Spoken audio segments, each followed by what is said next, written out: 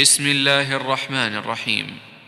الحمد لله الذي أنزل على عبده الكتاب ولم يجعل له عوجا قيما لينذر بأسا شديدا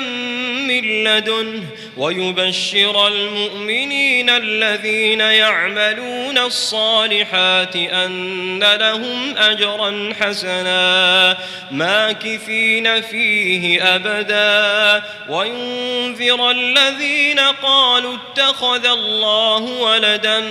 ما لهم به من علم ولا لآبائهم كبرت كلمة تخرج من أفواههم إن يقولون إلا كذبا فلعلك باخع نفسك على آثارهم إن لم يؤمنوا بهذا الحديث أسفا إنا جعلنا ما على الأرض زينة لها لنبلوهم أيهم أحسن عملا وإنا لجاعلون ما عليها صعيدا جرزا أم حسبت أن أصحاب الكهف والرقيم كانوا من آياتنا عجبا إذ أوى الفتية إلى الكهف فقالوا ربنا آتنا من لدنك رحمة وهيئ لنا من أمرنا رشدا فضربنا على آذانهم في الكهف سنين عددا ثم بعثناهم لنعلم أي الحزبين أحصى لما لبثوا أمدا نحن نقص عليك نبأهم بالحق إنهم فتية آمنوا بربهم وزدناهم هدى وربطنا على قلوبهم إذ قاموا فقالوا ربنا رب السماوات والأرض لن ندعو من دونه إلها لقد قلنا إذا شططا هؤلاء قوم اتخذوا من دونه آلهة لولا يأتون عليهم بسلطان بين فمن أظلم ممن افترى على الله كذبا وإذ اعتزلتموهم وما يعبدون إلا الله فأووا إلى الكهف ينشر لكم ربكم من رحمته ويهيئ لكم من أمركم مرفقا وترى الشمس إذا طلعت تزاور عن كهفهم ذات اليمين وإذا غربت تقرضهم ذات الشمال وهم في فجوة منه ذلك من آيات الله من يهد الله فهو المهتد ومن يضلل فلن تجد له وليا مرشدا وتحسبهم أيقاظا وهم رقود ونقلبهم ذات اليمين وذات الشمال وكلبهم باسط ذراعيه بالوصيد لو اطلعت عليهم لوليت منهم فرارا ولملئت منهم رعبا وكذلك بعثناهم ليتساءلوا بينهم قال قائل منهم كم لبثتم قالوا لبثنا يوما أو بعض يوم قالوا ربكم أعلم بما لبثتم فابعثوا أحدكم بورقكم هذه إلى المدينة فلينظر أيها أزكى طعاما فليأتكم برزق منه وليتلطف ولا يشعرن بكم أحدا إنهم إن يظهروا عليكم يرجموكم أو يعيدوكم في ملتهم ولن تفلحوا إذن أبدا وكذلك أعثرنا عليهم ليعلموا أن وعد الله حق وأن الساعة لا ريب فيها إذ يتنازعون بينهم أمرهم فقالوا ابنوا عليهم بنيانا ربهم أعلم بهم قال الذين غلبوا على أمرهم لنتخذن عليهم مسجدا سيقولون ثلاثة رابعهم كلبهم ويقولون خمسة سادسهم كلبهم رجما بالغيب ويقولون سبعة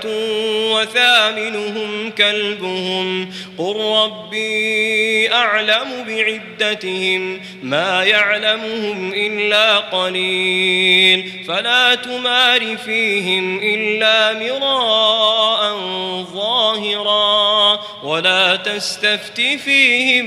منهم أحدا ولا تقولن لشيء إني فاعل ذلك غدا إلا أن يشاء الله واذكر ربك إذا نسيت وقل عسى أن يهديني ربي لأقرب من هذا رشدا ولبثوا في كهفهم 300 سنين وازدادوا 9 قل الله أعلم بما لبثوا له غيب السماوات والأرض أبصر به وأسمع ما لهم من دونه من ولي ولا يشرك في حكمه أحدا واتل ما أوحي إليك من كتاب ربك لا مبدل لكلماته ولن تجد من دونه ملتحدا واصبر نفسك مع الذين يدعون ربهم بالغداة والعشي يريدون وجهه ولا تعد عيناك عنهم تريد زينة الحياة الدنيا ولا تطع من أغفلنا قلبه عن ذكرنا واتبع هواه وكان أمره فرطا وقل الحق من ربكم فمن شاء فليؤمن ومن شاء فليكفر إنا أعتدنا للظالمين نارا أحاط بهم سرادقها وإن يستغيثوا يغاثوا بماء كالمهل يشوي الوجوه بئس الشراب وساءت مرتفقا إن الذين آمنوا وعملوا الصالحات إنا لا نضيع أجر من أحسن عملا أولئك لهم جنات عدن تجري من تحتهم الأنهار يحلون فيها من أساور من ذهب ويلبسون ثيابا خضرا من سندس واستبرق متكئين فيها على الأرائك نعم الثواب وحسنت مرتفقا واضرب لهم مثل الرجلين جعلنا لأحدهما جنتين من أعناب وحففناهما بنخل وجعلنا بينهما زرعا كلتا الجنتين آتت أكلها ولم تظلم منه شيئا وفجرنا خلالهما نهرا وكان له ثمر فقال لصاحبه وهو يحاوره أنا أكثر منك مالا وأعز نفرا ودخل جنته وهو ظالم لنفسه قال ما أظن أن تبيد هذه أبدا وما أظن الساعة قائمة ولئن رددت إلى ربي لأجدن خيرا منها منقلبا قال له صاحبه وهو يحاوره أكفرت بالذي خلقك من تراب ثم من نطفة ثم سواك رجلا لكن هو الله ربي ولا أشرك بربي أحدا ولولا إذ دخلت جنتك قلت ما شاء الله لا قوة إلا بالله إن ترني أنا أقل منك مالا وولدا فعسى ربي أن يؤتيني خيرا من جنتك ويرسل عليها حسبانا من السماء فتصبح صعيدا زلقا أو يصبح ماؤها غورا فلن تستطيع له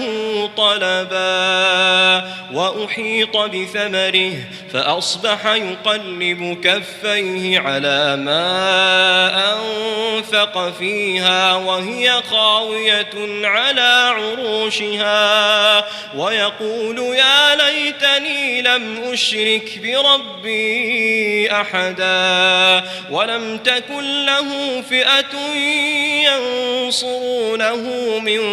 دون الله وما كان منتصرا هنالك الولاية لله الحق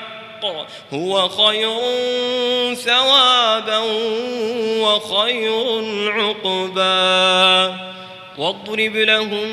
مثل الحياة الدنيا كماء إن أنزلناه من السماء فاختلط به نبات الأرض فأصبح هشيما تذروه الرياح وكان الله على كل شيء مقتدرا المال والبنون زينة الحياة الدنيا والباقيات الصالحات خير عند ربك ثوابا وخير أملا ويوم نسير الجبال وترى الأرض بارزة وحشرناهم فلم نغادر منهم أحدا وعرضوا على ربك صفا لقد جئتمونا كما خلقناكم أول مرة بل زعمتم أن لن نجعل لكم موعدا ووضع الكتاب فترى المجرمين مشفقين مما فيه ويقولون يا ويلتنا ما لهذا الكتاب لا يغادر صغيرة ولا كبيرة إلا أحصاها ووجدوا ما عملوا حاضرا ولا يظلم ربك أحدا وإذ قلنا للملائكة اسجدوا لآدم فسجدوا إلا إبليس كان من الجن ففسق عن أمر ربه أفتتخذونه وذريته أولياء من دوني وهم لكم عدو بئس للظالمين بدلا ما أشهدتهم خلق السماوات والأرض ولا خلق أنفسهم وما كنت متخذ المضلين عضدا ويوم يقول نادوا شركائي الذين زعمتم فدعوهم فلم يستجيبوا لهم وجعلنا بينهم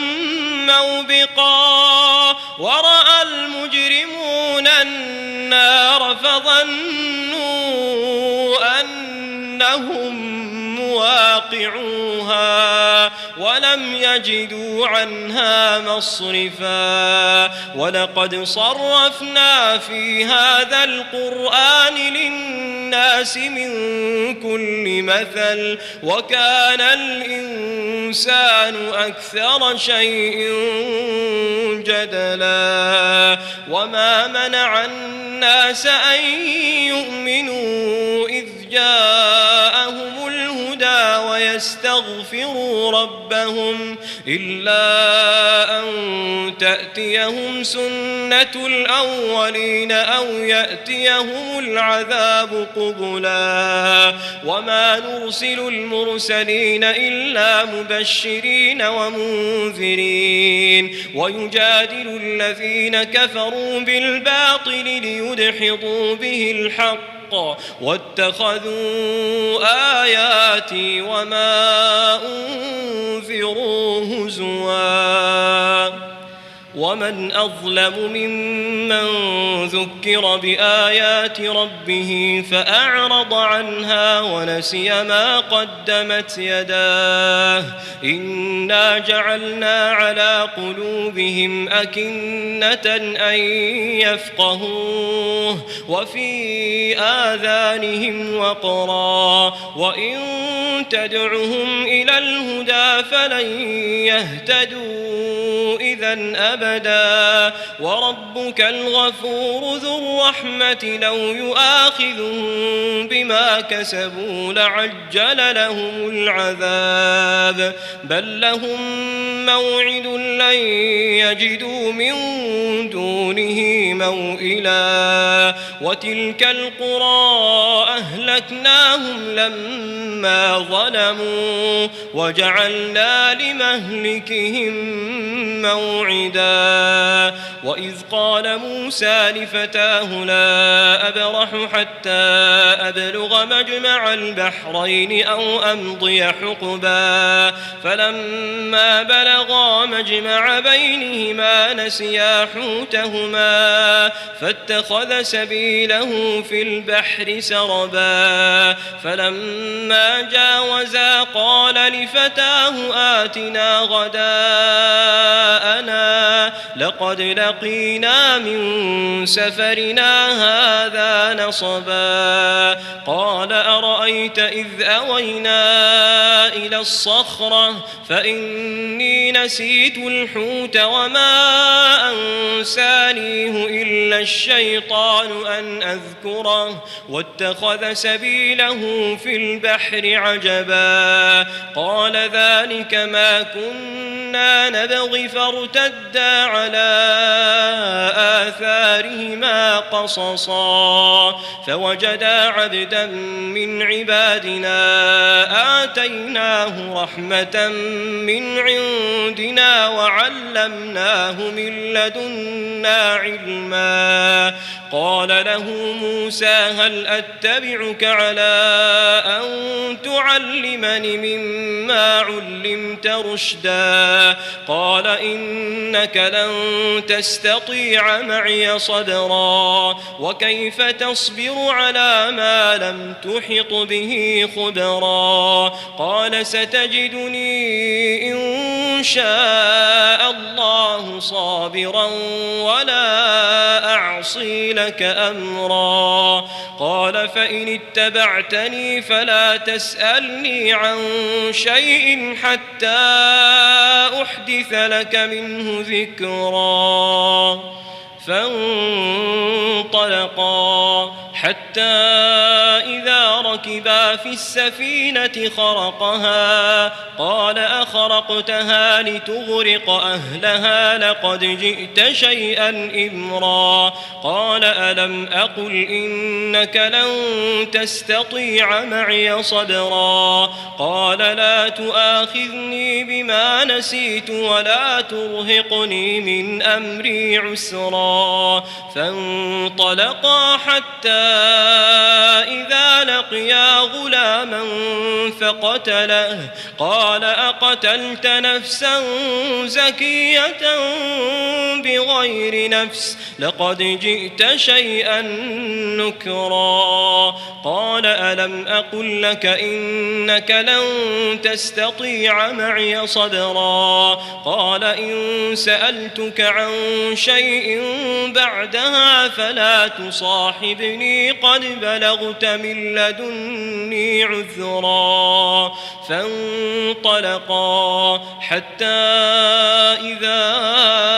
أتيا أهل قرية استطعما أهلها فأبوا أن يضيفوهما فوجدا فيها جدارا يريد أن ينقض فأقامه قال لو شئت لاتخذت عليه أجرا قال هذا فراق بيني وبينك سأنبئك بتأويل ما لم تستطع عليه صبرا أما السفينة فكانت لمساكين يعملون في البحر فأردت أن أعيبها وكان وراءهم ملك يأخذ كل سفينة غصبا وأما الغلام فكان أبواه مؤمنين فخشينا أن يرهقهما طغيانا وكفرا فأردنا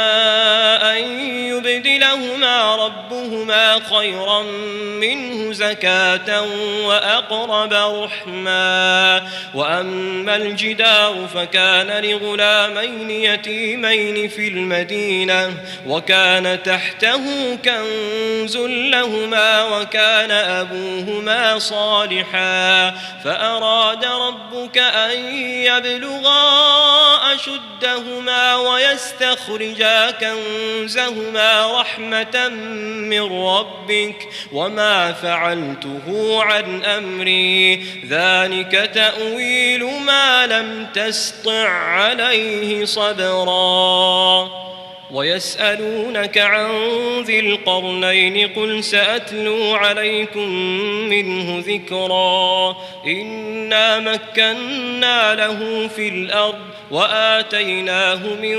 كل شيء سببا فأتبع سببا حتى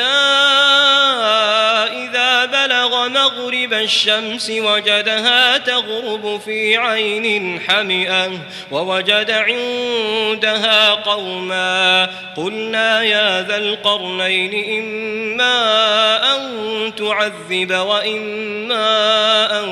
تتخذ فيهم حسنا قال أما من ظلم فسوف نعذبه ثم يرد إلى ربه فيعذبه عذابا نكرا وأما من آمن وعمل صالحا فله جزاء الحسنى وسنقول له من أمرنا يسرا ثم أتبع سببا حتى إذا بلغ مطلع الشمس وجدها تطلع على قوم لم نجعل لهم من دونها سترا كذلك وقد أحطنا بما لديه خبرا ثم أتبع سببا حتى إذا بلغ بين السدين وجد من دونهما قوما لا يكادون يفقهون قولا قالوا يا ذا القرنين إن يأجوج ومأجوج مفسدون في الأرض فهل نجعل لك خرجا على أن تجعل بيننا وبينهم سدا قال ما مكني فيه ربي خير فأعينوني بقوة أجعل بينكم وبينهم ردما آتوني زبر الحديد حتى إذا ساوى بين الصدفين قال انفخوا حتى إذا جعله نارا قال آتوني أفرغ عليه قطرا فما استطاعوا أن يظهروه وما استطاعوا له نقبا قال هذا رحمة من ربي فإذا جاء وعد ربي جعله دكا وكان وعد ربي حقا وتركنا بعضهم يومئذ يموج في بعض ونفخ في الصور فجمعناهم جمعا وعرضنا جهنم يومئذ للكافرين عرضا الذين كانت أعينهم في غطاء عن ذكري وكانوا لا يستطيعون سمعا أفحسب الذين كفروا أن يتخذوا عبادي من دوني أولياء إنا أعتدنا جهنم للكافرين نزلا قل هل ننبئكم بالأخسرين أعمالا الذين ضل سعيهم في الحياة الدنيا وهم يحسبون أنهم يحسنون صنعا أولئك الذين كفروا بآيات ربهم ولقائه فحبطت أعمالهم فلا نقيم لهم يوم القيامة وزنا ذلك جزاؤهم